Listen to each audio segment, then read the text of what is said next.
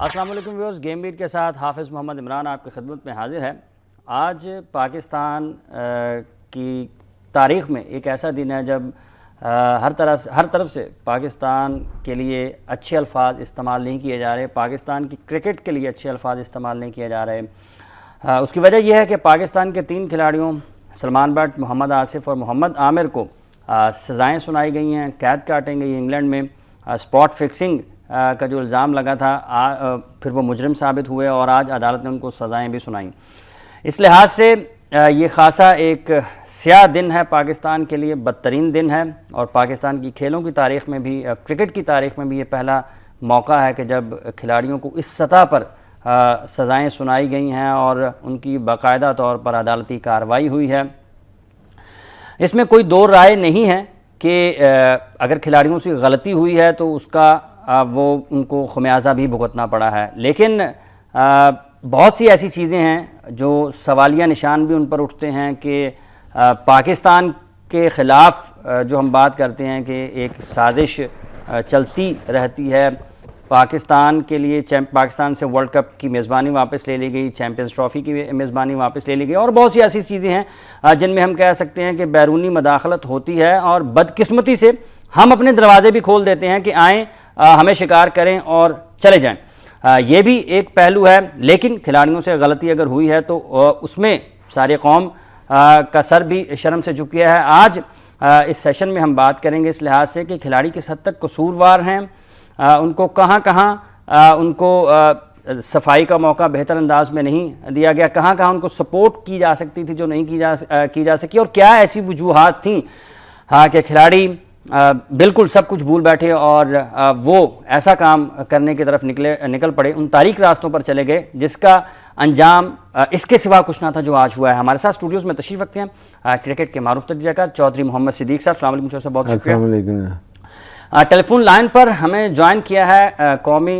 Wicket keeper बल्लेबाज कामरान अकमल ने, जिनका नाम एक अरसे से इस हवाले से लिया जा रहा है और एक मरतबा फिर कामरान अकमल का नाम एक मरतबा फिर शायद सुर्खियों में है कि ये भी उन्हीं खिलाड़ियों में मुलव्विस हैं जो मैच फिक्सिंग करते हैं या स्पॉट फिक्सिंग करते हैं। अस्सलाम वालेकुम कामरान।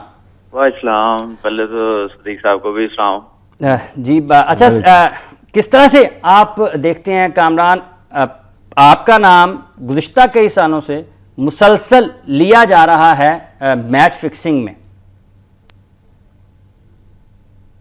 हाफिज साहब, सबसे पहले आप देख लें कि जब से लिया जा रहा कोई ऐसा एविडेंस है ही नहीं है, ना मैंने किया है ना कोई प्रूव कर सका, ना किसी के पास है। जरूर दे आईसीसी को, पीसीबी को दे, मैंने अगर ऐसा काम किया, हमेशा पाकिस्तान के लिए खेले हैं, कभी ऐसा सोचा नहीं है। आप भी मैं 1-2 दिन से खबरें सुन रहा हूँ, पहले भी आई थी, आईसीसी ने सारी इंक्वायरी की, इंग्लैंड टूर पे आईसीसी ने इंक्वायरी की, जो चीजें मुझसे मांगी मैंने दी, और स्कॉटलैंड यार्ड ने जो मुझसे वहाँ पे प्रेस कॉन्फ्रेंस की, ऐसी कोई बात नहीं है। और अल्लाह का शुक्र है कि ऐसी, हाँ ये कह सकते हैं कि हम ठीक है टीम के प्लेयर सारे इकट्ठे होते थे, लेकिन ऐसी बात मैंने ना देखी है ना मैंने सुनी है। जब मेरे मुताल्लिक जो भी, मैं किसी का नाम नहीं लेना चाहूँगा, कि कोई ऐसी चीज मैंने टीम में देखी नहीं है, आंखों से ना कानों से सुनी है। और जहाँ तक मेरा ताल्लुक है, मैंने आप आईसीसी को हर चीजें दे दी हैं और क्या नाम है, जो मुझसे हो सका मैंने पूरा तावन किया पीसीबी से भी। और आपको याद होगा वर्ल्ड कप से पहले न्यूजीलैंड की टीम अनाउंस होनी थी, उसमें इंटेग्रिटी कमेटी ने हर चीज में अपने हिसाब से एवरीथिंग A to Z दे दिया था पीसीबी को, और एक एक चीज पीसीबी ने चेक की थी। जो पीसीबी की कमेटी थी उन्होंने एक एक चीज देख के मुझे क्लियरेंस दी थी, और आईसीसी ने मुझे क्लियरेंस दी थी, तो मैं खेला हूँ न्यूजीलैंड टूर और वर्ल्ड कप। ठीक। अच्छा कामरान, टेलीफोन लाइन पर ही रहिएगा, जहाँ यहाँ पर एक खबर, अच्छी खबर है, वो हम देना चाहते हैं अपने नाज़रीन को कि पाकिस्तान ने पर्थ में जारी 3 की जो सीरीज़ थी, टूर्नामेंट था, वो पाकिस्तान ने ऑस्ट्रेलिया को 4-3 से शिकस्त देकर जीत लिया है। पर्थ में होने वाले इस मुकाबले में पाकिस्तान ने ऑस्ट्रेलिया को 4-3 से शिकस्त देकर टूर्नामेंट में कामयाबी हासिल की है। ये वही टूर्नामेंट है जिसमें पाकिस्तान के खिलाड़ियों की दौरान मैच भारतीय खिलाड़ियों से लड़ाई भी हुई और पाकिस्तानी खिलाड़ी जो साबिक कप्तान भी हैं, टीम का हिस्सा थे, उनकी दांत भी टूटे उस लड़ाई में, खिलाड़ियों पर पाबंदी भी लगी। एक अच्छी खबर है उन बुरी खबरों के साथ साथ कि पाकिस्तान ने आज ऑस्ट्रेलिया को, जो कि एक बड़ी मजबूत और बेहतरीन टीम तस्वुर की जाती है आज के हॉकी के मैदान में, पाकिस्तान ने 4-3 से ऑस्ट्रेलिया को शिकस्त देकर कामयाबी हासिल की है। पाकिस्तानी टीम इसके बाद चैंपियंस ट्रॉफी में का जो बड़े टूर्नामेंट्स हैं वो पाकिस्तान के सामने हैं, लेकिन अभी की जो सूरत हाल है उसको देखकर किसी हद तक हम ये कह सकते हैं कि जो तैयारियां हैं, ये जो टीम इस वक्त जो खेल रही है, अगर बेहतरी का अमल इसी तरह जारी रहता है तो चैंपियंस ट्रॉफी में और फिर उसके बाद लंदन ओलंपिक्स में पाकिस्तान की टीम से बेहतर कारकर्दगी की हम तवक्को कर सकते हैं। आज के बुरी खबरों में एक अच्छी खबर ये है कि पाकिस्तान ने सह मुल्की हॉकी टूर्नामेंट में ऑस्ट्रेलिया को शिकस्त देकर कामयाबी हासिल की है। पाकिस्तान से बाहर कामयाबी इस लिहाज से भी अहम है, होम ग्राउंड, होम क्राउड का जो एडवांटेज है वो भी ऑस्ट्रेलिया को था, उसका फ़ायदा ऑस्ट्रेलिया को था, लेकिन पाकिस्तान के खिलाड़ियों ने बेहतरीन कारकर्दगी का मुजाहरा करते हुए एक दुनिया हॉकी की बेहतरीन टीम को शिकस्त दी। पाकिस्तान ने इस टूर्नामेंट में इंडिया को भी हराया और अब ऑस्ट्रेलिया को फाइनल में शिकस्त दी है। पाकिस्तान टीम का ये टूर इस लिहाज से खासा बेहतर रहा है कि पाकिस्तान टीम की ग्राउंड में परफॉर्मेंस बेहतर रही है, मैचेस हमने अच्छे खेले हैं और सबसे अहम चीज़ के गोल स्कोर किए हैं ज़ाया करने के साथ साथ। जी कामरान, आप बता रहे हैं कि इंटीग्रिटी कमेटी को आपने वो तमाम चीज़ें दे दी जो उनसे पूछी गई थी, आईसीसी ने आपको क्लियर कर दिया, लेकिन उसके बावजूद एक मरतबा फिर आपका नाम लिया गया है। ब्रेक यहाँ पर एक लूंगा, ब्रेक के बाद इसी सवाल का जवाब व्यूअर्स ब्रेक के बाद कामरान से पूछते हैं कि आखिर वजह क्या है इस ब्रेक के बाद।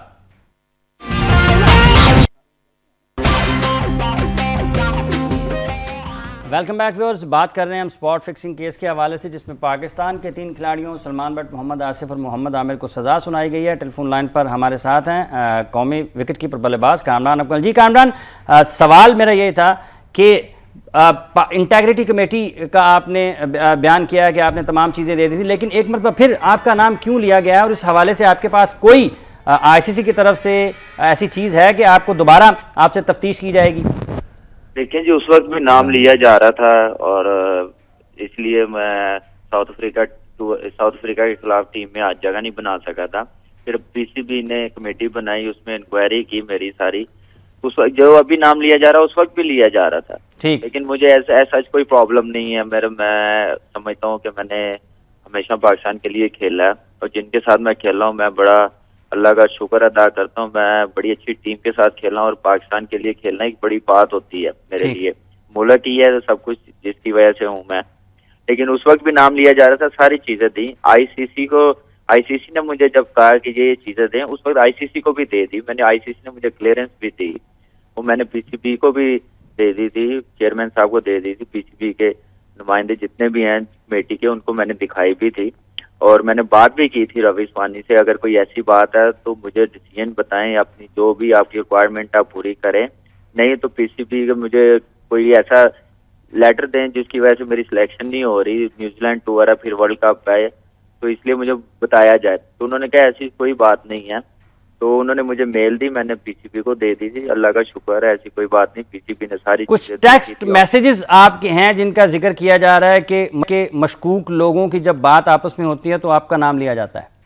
सर वो टेक्स्ट मैसेज मुझे क्या पता क्या है क्या नहीं, मैं तो वहाँ पे क्रिकेट खेल रहा था। अगर कोई है तो सामने आए, दिखाएं, आईसीसी को दिखाएं, पीसीबी को दिखाएं, एनी टाइम मुझसे बात करें। मैं कहीं ऐसा तो नहीं है कि कल कला को कोई ऐसी बात निकलती है तो फिर यही जो सलमान बट, मोहम्मद आसिफ और मोहम्मद आमिर के साथ होता है किसी और खिलाड़ी के हवाले से में ऐसी ही एक बुरी खबर सुनने को मिलेगी? नहीं, इंशाल्लाह ऐसी बात नहीं होगी। मैं जहाँ तक प्लेयर्स की बात, उनकी बड़ी अफसोस वाली बात है क्योंकि मैं ज्यादा सलमान बट के क्लोज रहा हूँ। वो मैं बचपन से स्कूल क्रिकेट से हम लोग इकट्ठे खेलते आ रहे हैं। उनकी बैकग्राउंड जो भी है फैमिली का वेरी वेल एजुकेट है, तो जहाँ तक फैमिली भी हमारी मिलती है उनकी फैमिली भी मिलती है, लेकिन ऐसा मैंने कभी ऐसा देखा नहीं है। तो इसलिए मैं कुछ नहीं कह सकता, ना मेरे सामने कभी हुआ है ना कुछ।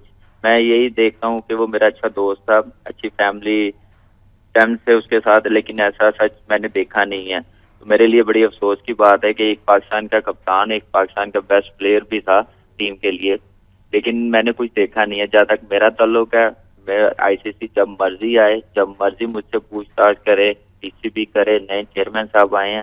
मैंने पहले भी कहा था कि पीसीबी। अच्छा कामरान, लाइन पे रहिएगा। सिद्दीक साहब, आपके ख्याल में को जो सज़ा हुई है इसमें किस हद तक हमारा निज़ाम जो है वो इसका जिम्मेदार है और खिलाड़ी जिम्मेदार है? देखिए, खिलाड़ी तो जिम्मेदार हैं ही। मैं भी 10 साल इंग्लैंड में रहा हूँ, वहाँ पे ऐसे किसी बंदे को घसीट के इस तरह सजाएं नहीं दी जाती। उनके पास एविडेंस हैं और इनफ एविडेंस है। देखिए ना, इतने SMS 140 100 पता नहीं किस हिसाब से वो मजहर मजीद के साथ बातचीत करते रहे। इसमें सबसे बड़ी बात जो है, आप खुद क्रिकेट को थोड़ा सा समझने वाला भी इंसान हो ना, तो प्लेयर ना भी हो, तो वो जो नो बॉल कराए गए ना हाफ पिच से आगे भी, आसिफ का तो 1.5 इंच का नो बॉल था सिद्दीक साहब, वो फिर पाँव पीछे रह गया होगा। अच्छा। लेकिन किया नो बॉल ही था। मेरा कहने का मतलब है कि जबकि ये नया कानून आया ना, देखिए जब निजाम कितना जिम्मेदार है, खिलाड़ी कितने जिम्मेदार हैं? मेरा ख्याल है असल तो खिलाड़ी जिम्मेदार है, निजाम का कोई हिस्सा नहीं है। नहीं, मैं आगे मुझे टाइम तो देना। अच्छा।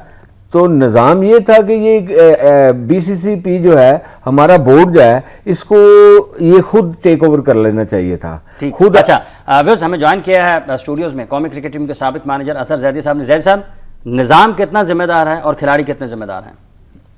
देखिए हाफिज़ साहब, निज़ाम को भी अगर आप बिल्कुल फारिग कर देंगे जी निज़ाम की कोई गलती नहीं थी, तो मेरा ख्याल है जिस वक्त ये चीज़ हुई थी फ़ौरन इन खिलाड़ियों को इधर भेजना चाहिए था। पहले भी कहता रहा हूँ, आज भी वही कहूँगा कि उसी वक्त भेजना चाहिए था, या इनकी इंक्वायरी शुरू कर देते, या जो भी 6 महीने का 3 महीने का बैन लगा के आप इंक्वायरी शुरू कर देते, तो मेरा ख्याल है किसी को ऐसी ज़रूरत नहीं होती कि वो खुद इन्वॉल्व होता।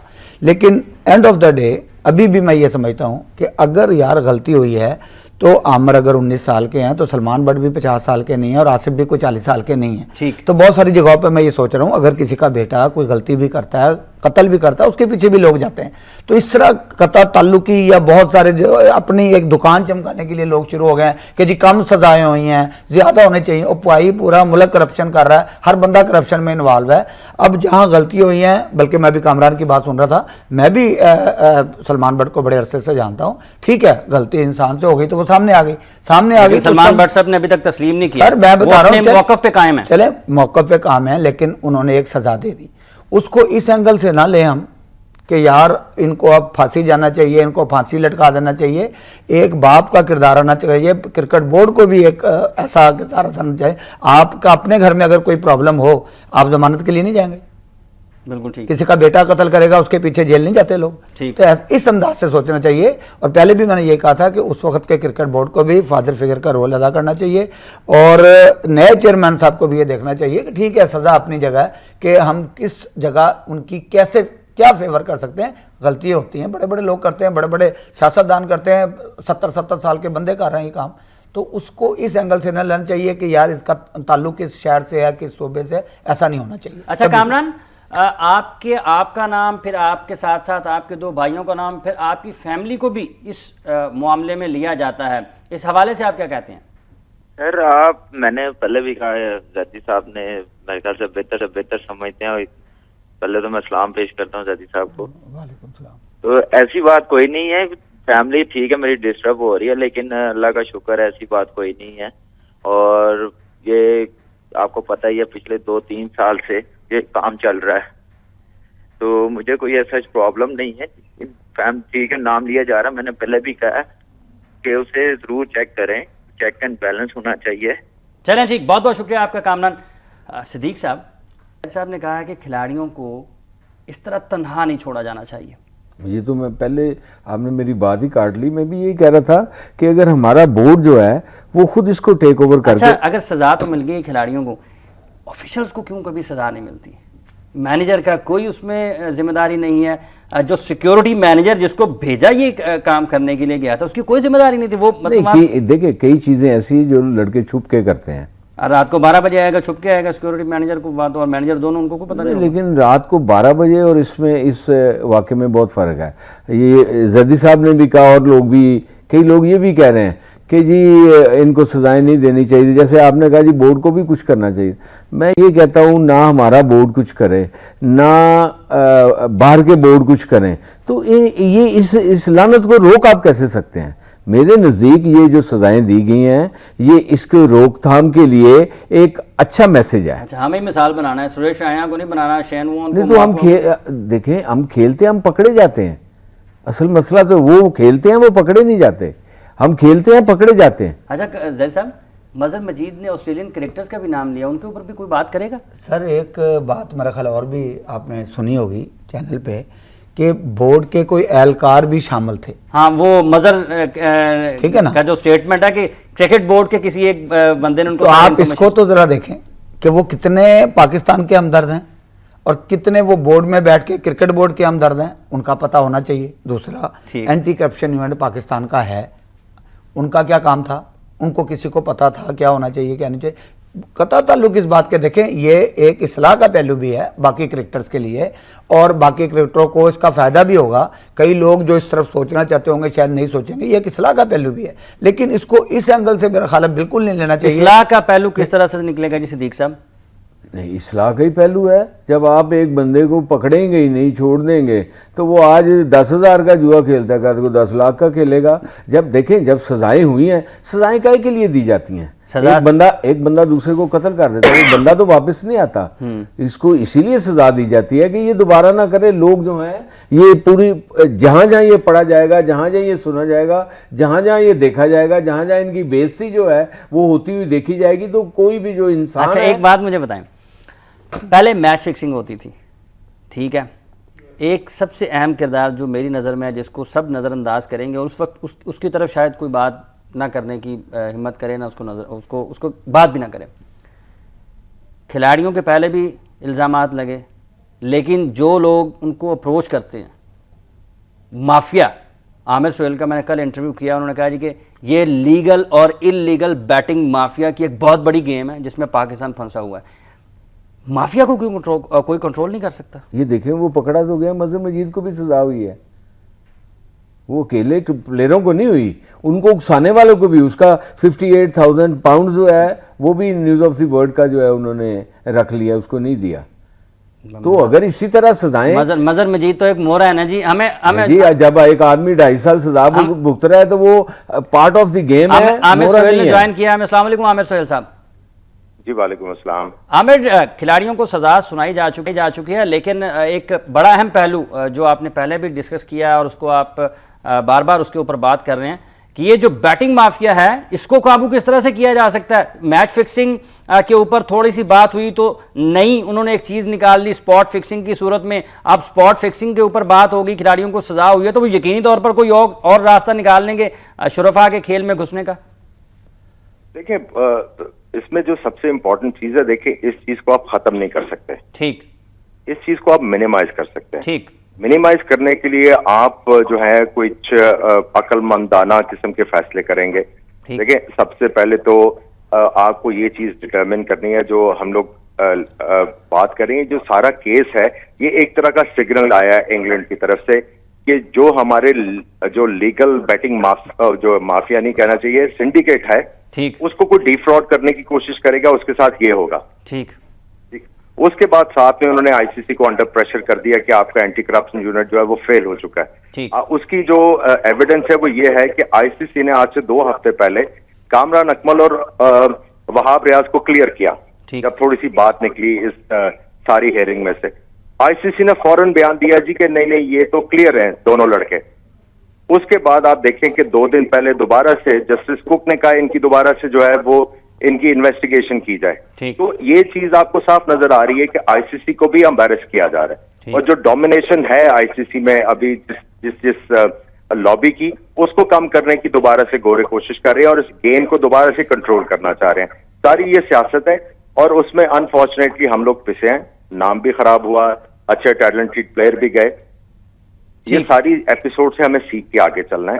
ठीक है, आईसीसी को जो करने की जरूरत है, पूरी दुनिया में जो फर्स्ट क्लास क्रिकेटर्स हैं उनकी जो वेजेस हैं बराबर करनी है, और इंटरनेशनल क्रिकेट में भी उन्होंने बराबर करनी है। और सबसे ज्यादा इंपॉर्टेंट चीज है, इन्होंने जो एक ढोंग चलाया हुआ है ये डेवलपमेंट का, कभी नेपाल में मिलियंस ऑफ डॉलर्स भेज देते हैं, फलानी जगह पे भेज देते हैं, जहां पे जिनको स्टेटस दिया हुआ है उनका स्टैंडर्ड क्या आ गया, जिम्बाब्वे, न्यूजीलैंड, बाकी कंट्रीज, बांग्लादेश, ठीक है, उनका मायार नीचे आ रहा है। बहुत बहुत शुक्रिया आपका आमिर सोहेल, बहुत शुक्रिया। वक्त बहुत ही कम है, माजरत। अच्छा जैदी साहब, ये जो बैटिंग वालों का मामला है जिसमें आमिर जो कमेंट कर रहे हैं कि गोरे दोबारा अपनी बर्तरी जो है ना वो कायम करना चाहते हैं, क्रिकेट को अपने हाथ में रखना चाहते हैं, लॉबी जो एक एशियन लॉबी है उसको कमज़ोर करने के लिए? देखिए आमिर साहब एक बड़े सीनियर खिलाड़ी भी हैं और तजियाकार भी हैं, सही कहा उन्होंने कि बहुत सारी चीज़ें अंडर द कारपेट नहीं ले जानी चाहिए। ठीक, अगर हैं, देखो ना, अब आज हम कह रहे हैं जी पाकिस्तान का नाम बदनाम क्यों बदनाम, दुनिया में बहुत सारे लोगों ने अंशे कुरैनी रियाना कितनों के नाम आए, ठीक है एक चीज़ हो गई, लेकिन अगर आप बाकी चीज़ें भी, कामरान भी कह रहा है कि अगर कोई चीज़ ओपन है तो बताएं ओपन के भी इसका ये मसला है और इस वजह से नहीं खिला रहा। और वहां का भी यही मसला कि अगर कोई is a very good player और अगर एक दफा क्लियर हो गया फिर बार बार अगर जान के ले आया जा रहा है कि यार इनको फिर किसी ना किसी मैसेजेस आ जाना कोई कमाल नहीं है। मुझे भी 50 मैसेज आ सकते हैं, उसका जवाब दिया नहीं दिया, उसको एक्सेप्ट किया कि नहीं किया, ये बात है कि आप इसको ओपन करें और छुपाएं नहीं कोई चीज़। तो अब आवाम को तो पता है, या आवाम अब देख रही है, यार आदमी अब टीवी पे आके कह रहा है जी बड़ा अच्छा हुआ, ये हो गया जी वो हो गया। तो ये अगर क्रिकेट बोर्ड भी या एंटी करप्शन यूनिट भी कि ये बात सामने लाए कि इस प्लेयर को हम इस वजह से नहीं खिला रहे कि इसके बैकग्राउंड ये है। ठीक, अब लोगों को शक व शुबा तो तभी होते हैं कि एक प्लेयर वहाब रियाज सही वेरी गुड बॉलर और वो बाहर बैठा रहा, अब वो बाहर टीम से बाहर आ गया। ठीक है, अब क्यों आ गया, किसके कहने पे आ गया, आप बताएं, आप क्लियर कराएं। क्रिकेट बोर्ड का भी कह भी आप उसको निकालो अगर कोई बातचीत है। इसी तरह कामरान अकमल का भी है, उमर अकमल का भी नाम लिया जा रहा है, खत्म कर देना चाहिए या फिर बताना चाहिए। अब इनका बेचारों का क्या कसूर है कि घर वाले भी परेशान हो और ये खुद भी परेशान हो और क्रिकेट भी ना खेलें। ठीक है, बहुत बहुत शुक्रिया आपका सदीक साहब, अजहर जैदी साहब, बहुत बहुत शुक्रिया आपका। अवैज़ आपने गुफ्तगू सुनी है कामरान अकमल, आमिर सुहेल, अजहर जैदी और मोहम्मद सदीक साहब की। पाकिस्तान क्रिकेट बोर्ड को दो टोक जो पॉलिसी है वो इख्तियार करना पड़ेगी। दानिश कनेरिया का केस अदालत में है, कामरान अकमल के हवाले से नाम लिया जा रहा है, वहाब रियाज का नाम लिया जा रहा है, लेकिन यहाँ पर एक मरतबा फिर क्रिकेट बोर्ड का किरदार अहम है। क्रिकेट बोर्ड अगर फिर उसको कुछ पता नहीं चलेगा कि उसने इस मामले को किस तरह से हैंडल करना है, तो पाकिस्तान की ये जो बदनामी है इसका सिलसिला यहीं पर थमने वाला नहीं है। आने वाले दिनों में चूँकि हमारा कोई बड़ा नहीं है, हमें कोई पूछने वाला नहीं है और ना ही हम कोई हमारी बात मानता है, पाकिस्तान क्रिकेट बोर्ड अगर एक मरतबा फिर यहाँ पर एक सख्त फैसला नहीं करेगा, हक़ाइक़ आवाम के सामने नहीं रखेगा और अपनी डायरेक्शन दुरुस्त नहीं करेगा, तो ऐसे वाक़यात मुस्तक़बिल में भी पेश आ सकते हैं। प्रोग्राम का वक्त ख़त्म हो जाता है। हाफिज़ इमाम को गेम बीट की पूरी टीम के साथ दीजिए इजाज़त। अपना और अपने इर्द गिर्द के लोगों का बहुत सा ख्याल रखेगा। अल्लाह ने के मान।